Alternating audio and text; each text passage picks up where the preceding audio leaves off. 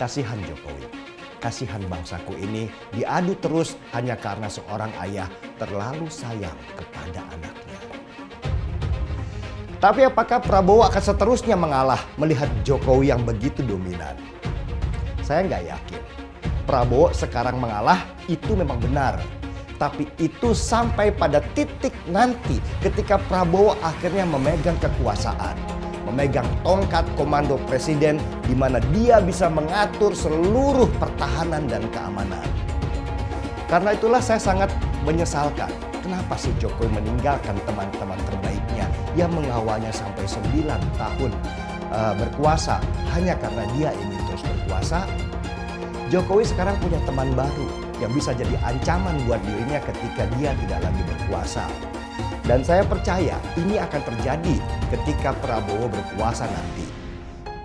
Kursi-kursi yang dulu diisi oleh orang-orang Jokowi akan diisi oleh orang-orangnya Prabowo. Dan sejarah raja-raja sudah mengabarkan sifat manusia seperti itu. Bahwa pengkhianatan pasti akan berbuah pengkhianatan juga. Karena saya melihat akhir-akhir ini yang kita lihat adalah terlalu banyak dramanya, terlalu banyak drakornya, terlalu banyak sinetronnya, sinetron yang kita lihat. Mestinya kan pertarungan gagasan, mestinya pertarungan ide, bukan pertarungan perasaan. Kalau yang terjadi pertarungan perasaan, repot semua kita. Pasangan Prabowo Gibran sangat serasi bahwa yang dapat melanjutkan pembangunan ini adalah Pak Prabowo dan Mas Gibran. Terima kasih atas kepercayaan yang diberikan kepada saya dan saudara Gibran Rakabuming Raka untuk maju di pemilihan presiden yang akan datang. Kami bertekad untuk melanjutkan pembangunan. Banyak yang mengatakan Prabowo sekarang sudah berubah. Bagaimana tidak berubah? 2 kali dikalahkan dia terpaksa berubah. Dan saya seandainya insya Allah mendapat mandat pun ingin meniru langkah Bapak. Saya pun akan mengajak semua unsur untuk bersama kita membangun bangsa Indonesia. Terima kasih. Nah, kenapa ketidakadilan itu menyebabkan kehancuran? Ada 4 urutan. 4 urutan terjadinya kehancuran sebuah negara. Yang ini harus kita jaga. 1, manakala di negara itu terjadi disorientasi, menyimpang dari tujuannya, menyimpang dari ideologinya. Distrat itu ketidakpercayaan. Wah, pemerintah apa tuh? Hakim apa tuh? Jaksa apa itu? Nggak percaya saya. Saudara, kalau sudah disorientasi lalu terjadi distrat akan muncul yang ketiga, namanya disobedience. Nah saudara, kalau disobedience ini dibiarkan terus, tidak saudara perbaiki, akan terjadi disintegrasi sehingga bisa saja 2030 Indonesia itu sudah tidak ada. Sebab itu ini tugas saudara. Perjuangkan tegaknya hukum dan keadilan di bawah panji-panji demokrasi yang bermartabat. Karena saudara mengelola Indonesia yang besar tadi. Gimana Pak Presiden, kita supaya hirup-pikuk ini berhenti, supaya people power yang saya khawatirkan nggak terjadi, mendingan Pak Presiden mundurin diri deh, jadi enak gitu loh. Jadi kita juga nggak punya suuzon. Nah, bener nggak? Saya ini rakyat ya, kan jadi saya suuzon terus nih. Dia bantuin si Kaisang sampai kemana nih? Bantuin Gibran sampai kemana nih gitu kan? Jadi pertama, apakah Presiden ini cawe-cawenya sampai sekian jauh gitu loh? Saya nggak ngerti juga ya, karena walaupun itu hak beliau, tapi kenapa? Saya perlu tahu. Rakyat mesti tahu kenapa percepatan ini terjadi. Saran saya supaya tidak semakin kita terombang-ambing. Ya, ada 2 tadi saya kasih pilihan ya, apakah ganti cawapres, katanya nggak mungkin, ya sudah, berarti yang paling mungkin adalah presiden mengundurkan diri. Kalau dibilang nggak ada aturannya, ya karena memang juga nggak ada pernah presiden ngajuin anaknya jadi cawapres saat dia menjabat kan. Kamu bilang, berikanlah 10 pemuda, nanti akan keguncang dunia. baru dikasih satu pemuda, kau sudah terguncang mentalnya. Tenang saja Pak Prabowo. Tenang saja Pak. Saya sudah ada di sini.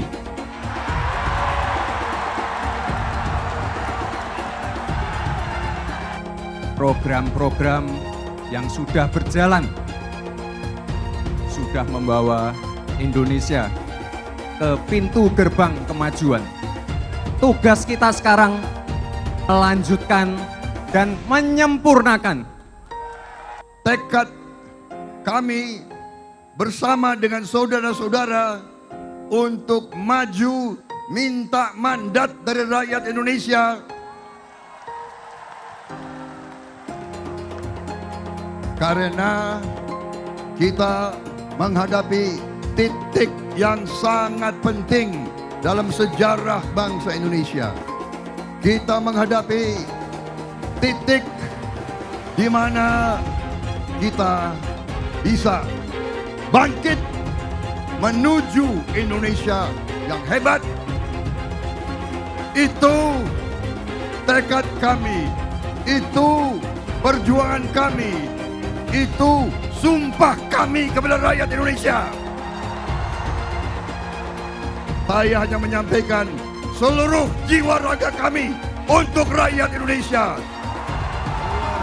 Dalam pemilihan pun, baik itu di pilkada, di pilihan wali kota, pilihan bupati, pilihan gubernur, pilihan presiden, itu semuanya yang memilih itu rakyat. Yang menentukan itu rakyat, yang mencoblos itu juga rakyat. Bukan kita, bukan elit, bukan partai. Ya, itulah demokrasi. Oh, dinasti, semua dinasti, Bung. Semua dinasti, ya kan? Kita jangan cari yang negatif lah. Cari yang positif, ya. Orang ingin berbakti. Apa salahnya? Ya kan? Saya juga dinasti. Kita dinasti merah putih. Kita dinasti patriot. Kita dinasti yang ingin mengabdi untuk rakyat. Kalau dinastinya Pak Jokowi ingin berbakti untuk rakyat, kenapa? Salahnya apa? Jadi berpikir yang baik lah, berpikir positif, ya. Saya merasa aneh ya. Kalau begini terlalu muda, kalau begitu terlalu tua, ya. Kumaha, ya kan? Waktu Mas Gibran maju sebagai calon wali kota dulu, ya tidak ada yang disebut dinasti politik. Registrasi dinasti nggak ada. Nggak ada kan waktu itu. Ya. Nah, yang pasti kalau buat saya dibandingkan misalnya Pak Gibran jadi maju gitu, Mas Gibran gitu ya. Ya saya pilih Ganjar sama Mahfud lah, karena lebih teruji kan. Anda jadi wali kota baru 2 tahun 3 tahun kan belum teruji juga. Ini urus negara loh, mau jadi presiden loh. Kalau Anda belum lengkap, belum pernah di legislatif, belum nasional ya maksudnya DPR, kan DPR belum ngerti nih pemerintahan seperti apa. Anda belum pernah di eksekutif yang tingkat provinsi, Anda nggak ngerti jadi presiden nanti. Ini bukan soal belajar coba-coba loh. Ini negara dipertaruhkan untuk 2045. Kita kan mau mencapai 100 tahun ini mau jadi apa? Kalau coba-coba, ini negara sebentar lagi 300 juta penduduk kita. Mana boleh kita kasih orang coba-coba. Saya tidak meremehkan anak muda ya. Anak muda bisa lebih kreatif gitu ya. Tapi bicara tata negara harus mengerti konstitusi. Anda bukan hanya untuk berani untuk maju. Kalau cuma berani maju, banyak bisa kita pilih orang berani maju. Tapi yang lengkap dengan track record ini kan butuh waktu pembuktian. Pasti Pak Ganjar, Pak Mahfud yang lebih pengalaman. Saya tidak mau anak cucu saya harus nunggu sekian tahun lagi. Pengalaman Jakarta gitu kan, nunggu lagi mundur. Males sudah. Jadi kita nggak usah coba-coba deh. Udah jangan dengerin janji-janji manis orang. Buktikan aja selama ini bagaimana. Kita bisa lihat karakter orang ketika ada di kekuasaan. Dan kita harus berani tegas. Orang jahat itu kata Nelson Mandela nggak bisa ngurus negara. Karena di kepala mereka itu cuma ada kekuasaan dan kekayaan saja. Kalau Ganjar kan udah teruji. Ya orang kalau belum pernah berkuasa itu gampang ngomongnya. Tapi kalau kamu udah di kekuasaan, karakter Anda teruji. Dan Ganjar teruji.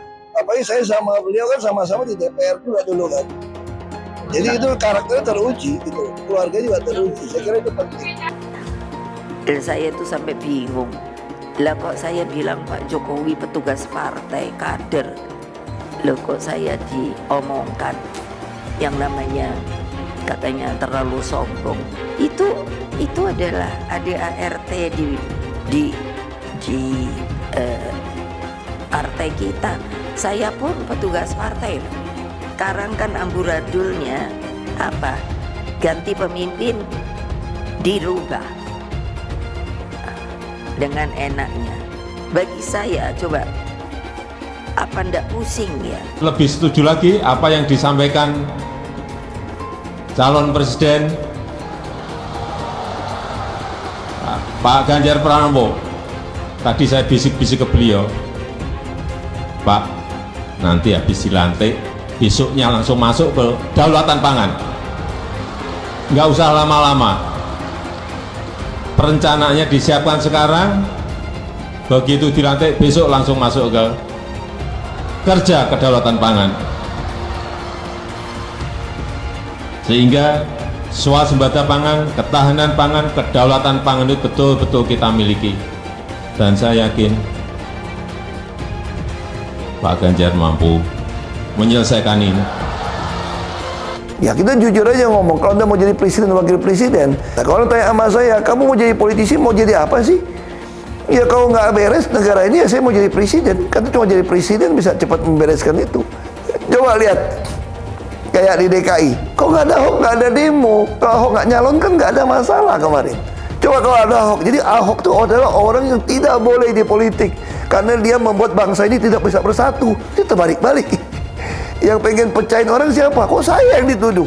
Ini bagi saya itu aneh gitu loh. Tapi itu fakta. Nah makanya saya tetap ada di PDI Perjuangan. Karena satu-satu partai yang tetap mencalonkan saya di DKI dengan ancaman macam-macam hanya PDI Perjuangan. Kata Ibu Mega, mau jadi apa bangsa ini? Kalau kamu Pak Ahok yang bisa kerja, yang jujur, tidak boleh mencalonkan diri.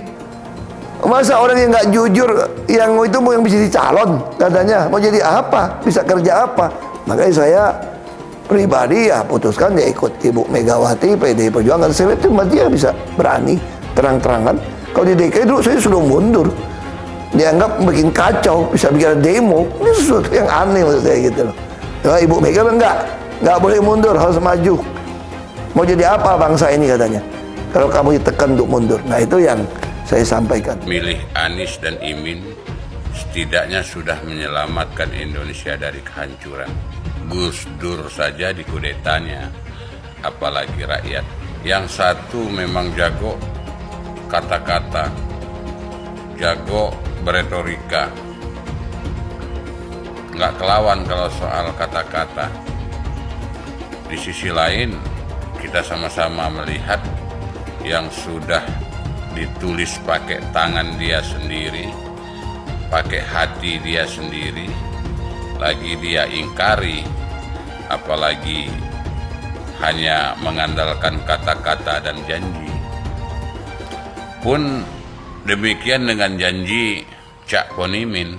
Gus Muhaimin memberikan program siapapun yang hamil yang ada di muka bumi Indonesia ini akan diberikan tunjangan selama hamil. Karena itu yang masih jomblo secepatnya nikah, hamil, dibiayai kehamilannya oleh Gus Muhaimin.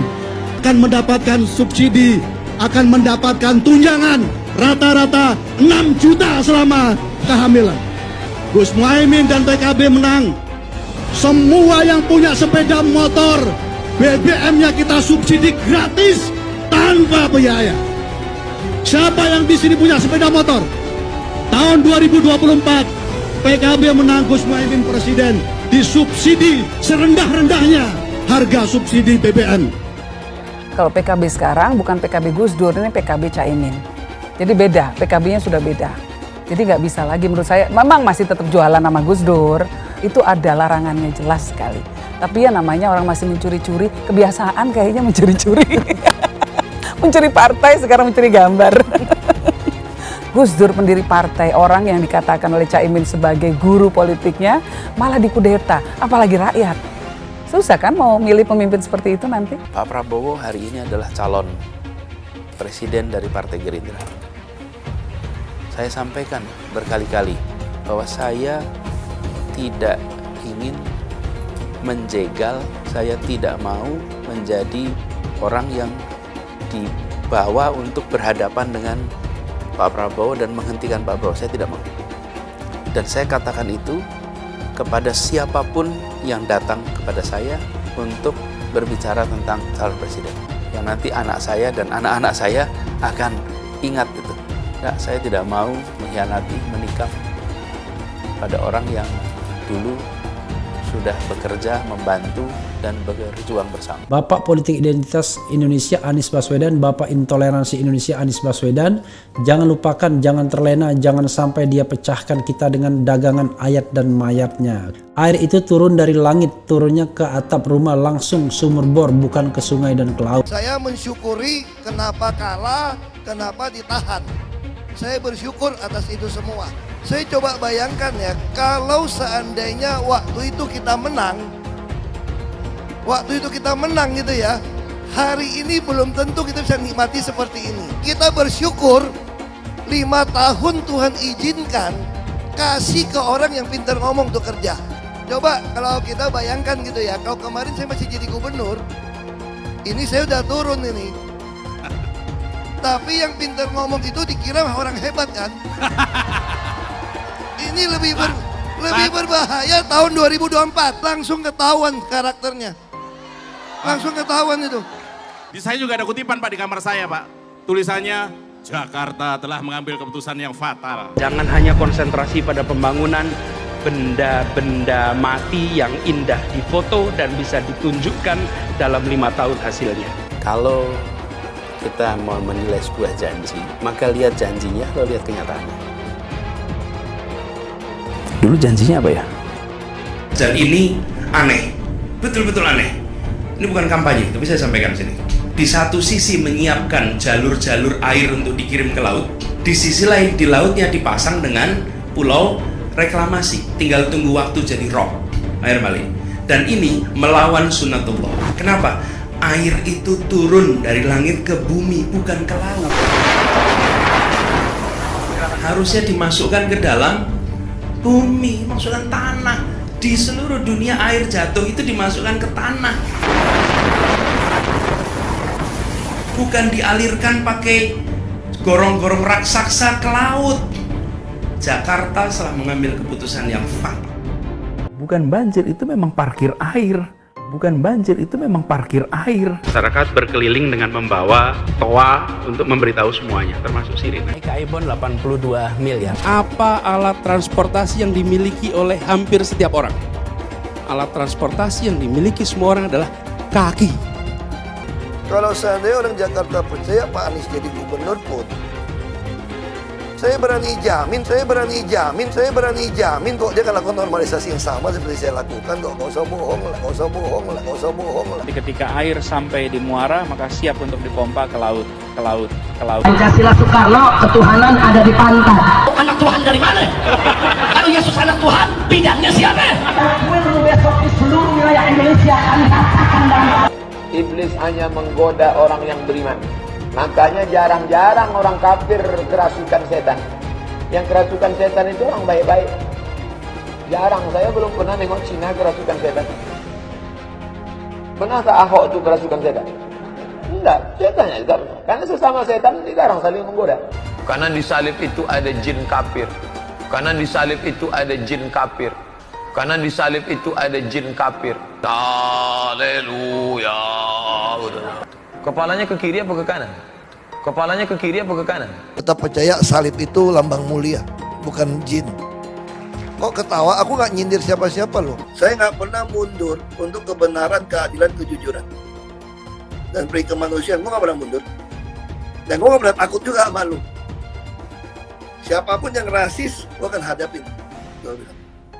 Karena rasis itu tidak berperi kemanusiaan. Sama saya ditanya dulu kan, kamu nyesel nggak statement kamu di Pulau Seribu sehingga masih masuk penjara? Tidak pernah nyesel. Karena saya mengatakan kebenaran. Anies merupakan antitesis daripada Pak Jokowi. Antitesis artinya bertolak belakang dengan Jokowi. Anies sudah menyatakan tidak akan melanjutkan semua program dari Pak Jokowi. Jadi semua pembangunan yang dilakukan oleh Pak Jokowi akan dihentikan oleh Anies jika Anies menjadi presiden.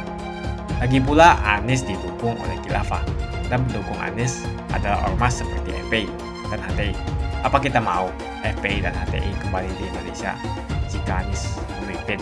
Anies juga dikenal sebagai bapak politik identitas yang menghalalkan segala cara untuk menggapai kekuasaannya, termasuk menggunakan politik identitas berbasis agama.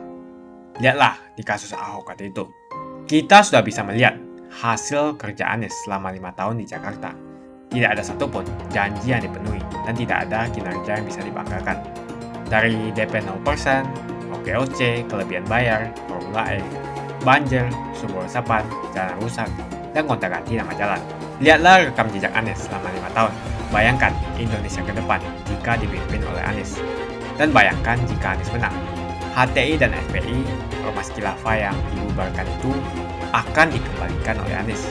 Apakah kita mau Pancasila diganti jadi khilafah? Perkataan Ahok sudah terbukti dan Jakarta sudah menjadi korban. Jangan biarkan Indonesia menjadi korban kibulan Anies Baswedan. Umat minoritas, terutama kaum Tionghoa, tidak akan memilih Anies Baswedan. Kritik itu bagian dari rasa sayang, bukan kebencian. Kalau kebencian itu pasti keluarnya makian, kata-kata binatang yang dengernya saja kuping kita pasti nggak tahan. Jadi saran saya ya, jadilah pendukung yang rasional, bukan yang emosional. Karena kalau kita terlalu mendewakan sosok seseorang, kita jadi pendukung buta yang bisa dijebloskan kemana saja seperti bebek yang diangon untuk masuk jurang. Sampai sekarang saya kalau dengar teori-teori konspirasi tentang betapa hebatnya seorang Jokowi, saya tuh suka ketawa. Oke, saya hormat pada Jokowi karena dia berhasil membangun Indonesia sampai selevel ini. Tapi Jokowi juga bukan nabi. Dia manusia biasa kayak kita yang tempatnya salah dan lupa. Jadi biasa aja lah. Hormati apa yang sudah pernah dia lakukan, tapi jangan lupa kritik kalau ada kesalahan. Dan percayalah, Prabowo itu juga bukan orang yang bodoh. Dia pernah memimpin pasukan khusus. Dia seorang jenderal lapangan yang kenyang di medan perang. Dia juga sangat mengerti taktik dan strategi untuk memenangkan perang. Kalaupun dia pernah gagal, bukan berarti dia menyerah. Dia bisa saja membuat strategi berkebalikan yang akhirnya menguntungkan buat dia. Dan ini bisa terjadi di masa sekarang, di Pilpres 2024. Oke, saya coba buka rasionalitas kalian sekarang. Apakah Jokowi sekarang ketika dia masih jadi presiden akan sehebat Jokowi ketika dia nanti tidak lagi jadi presiden? Saya jawab tidak. Dan ini sebenarnya yang mengerikan.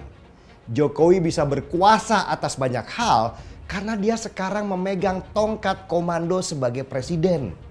Tetapi ketika tongkat komando itu tidak lagi dipegang oleh seorang Jokowi, bisa jadi serangan beruntun akan menyerang Jokowi.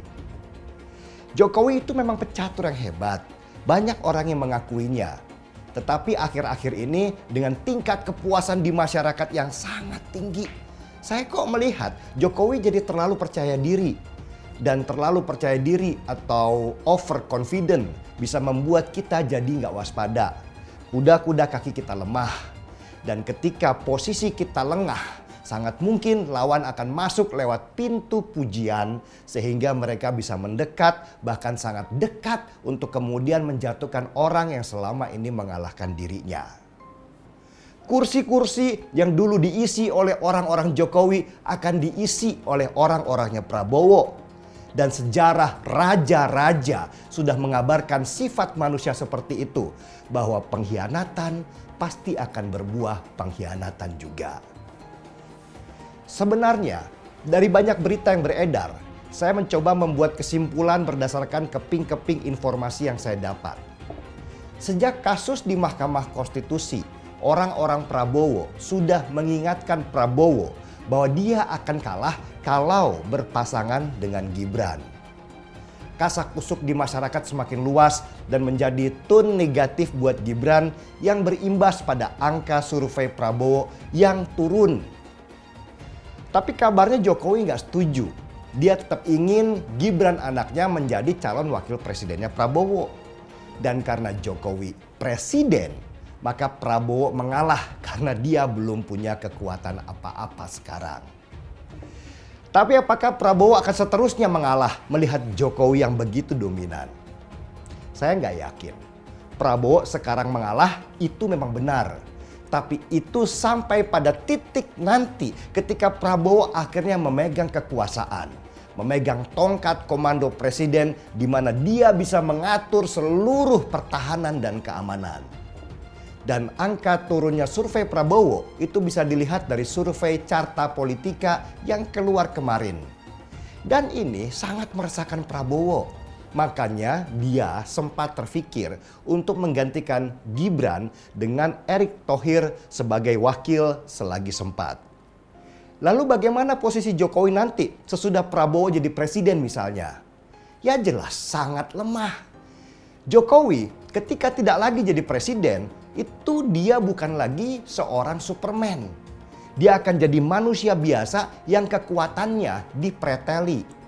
Orang-orang yang dulu menjilat dia akan menjilat penguasa baru nantinya. Jokowi akan ditinggalkan sendiri karena dia sudah tidak lagi berkuasa. Dan apa yang akan dilakukan oleh Prabowo kalau dia jadi presiden nantinya? Ya pasti hal yang akan dilakukan oleh banyak orang kalau dia memegang sebuah kekuasaan.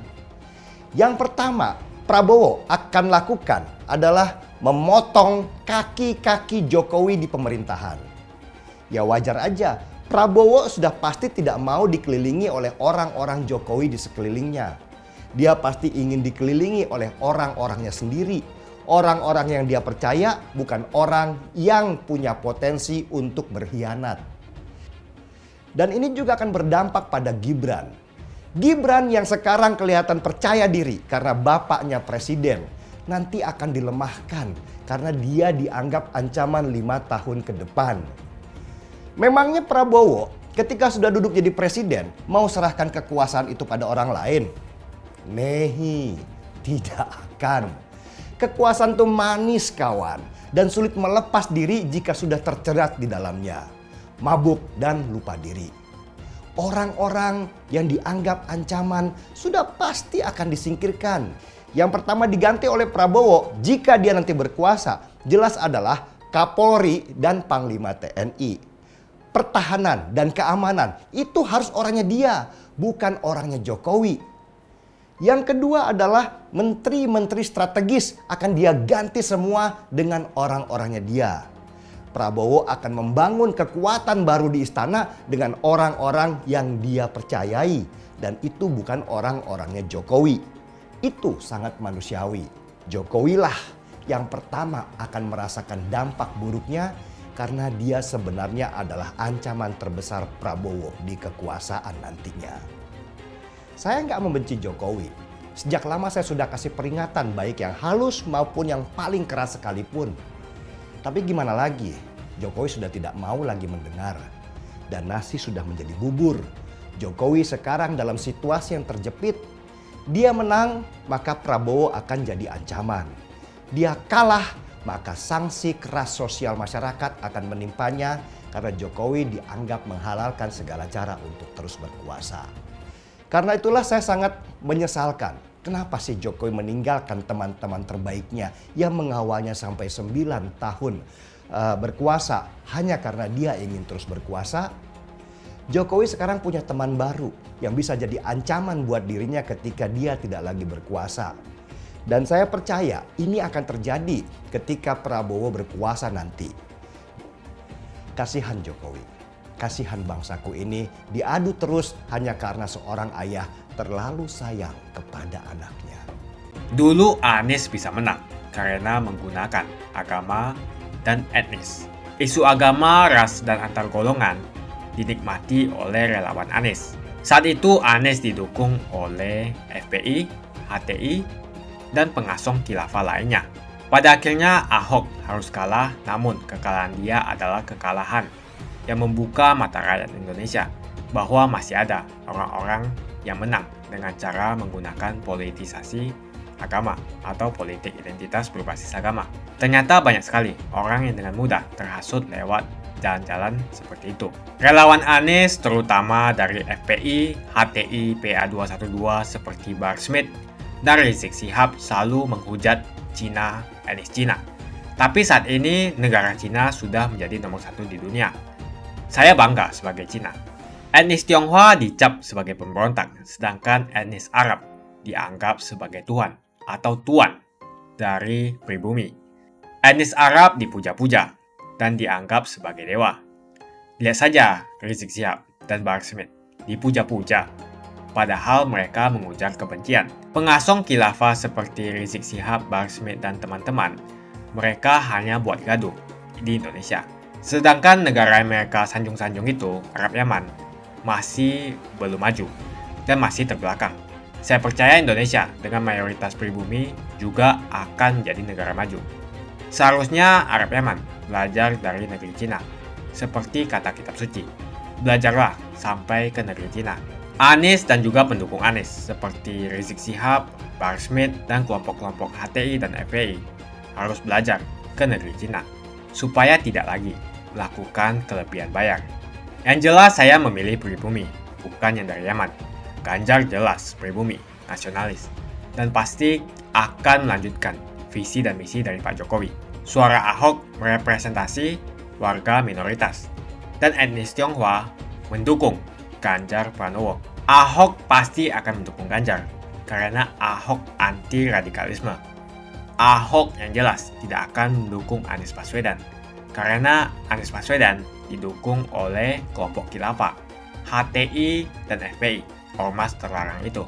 Anies merupakan antitesis daripada Pak Jokowi, dan diragukan kenasionalisannya, apalagi pribumiannya.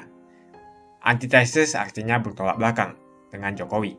Anies sudah menyatakan tidak akan melanjutkan semua program dari Pak Jokowi.